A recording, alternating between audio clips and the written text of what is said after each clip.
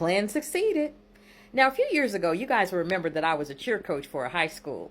Y'all know my background. I am a journalist by trade. I then went into teaching, lost someone in my family, working for another degree. Oh, got that degree, and I'm working toward a PhD.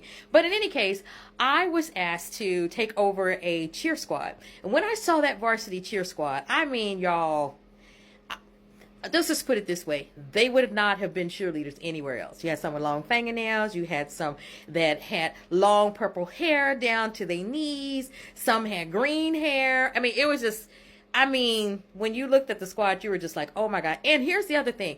They didn't even have matching uniforms. And they just decided, you know what, we don't want to cheer at the pep rallies. And they would come to practice whenever they wanted to. So they had no structure. So someone who had gone to the school, that worked in the school system, said, look, you know, I know you don't have time. I know you don't want to do this. Because I was working at an elementary school.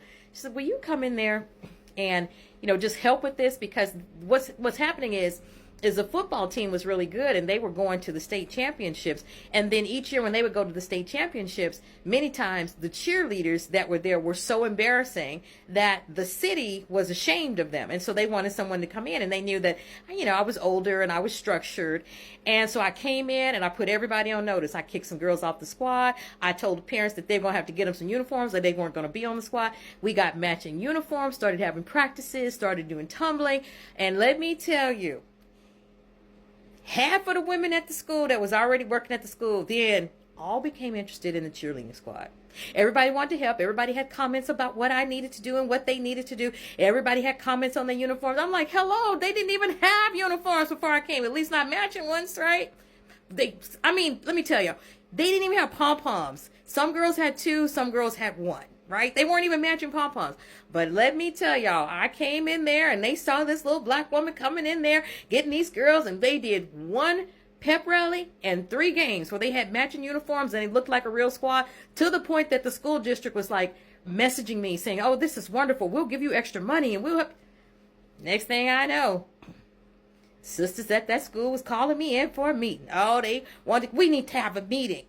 Everything everything was wrong with the cheerleading squad, and they needed to take it over so that I ran and left, right? Ran and left, because I knew what would happen. As soon as someone came in and the cheerleading squad started to get some positive attention for having their legs shaved and not having hair up under their arms, right? And actually looking like cheerleaders instead of the football team, I knew that some of those women that were already at the school, that were much younger than me, that had much more energy than me, that were actually on campus, I knew some of them would get the fire lit up under their ass and they would do something. Y'all, I am so happy to report, I just learned they had over 20 girls trying out. I've been looking at their pictures. They look like a real squad. They going to camp. You know, somebody that was already at the school that could have been working with them wouldn't, until somebody came in, and then they were like, somebody else gonna come in and get the credit.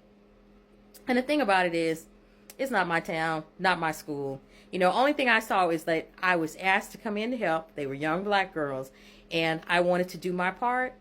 And so I've done my part, and now I'm totally happy that it's moving forward. But I share this with you to say that if there is something that you see that needs to be done, that you know how to do, but you don't have the time and you don't want to do it, sometimes you just jump in there and make the first move. And y'all know it.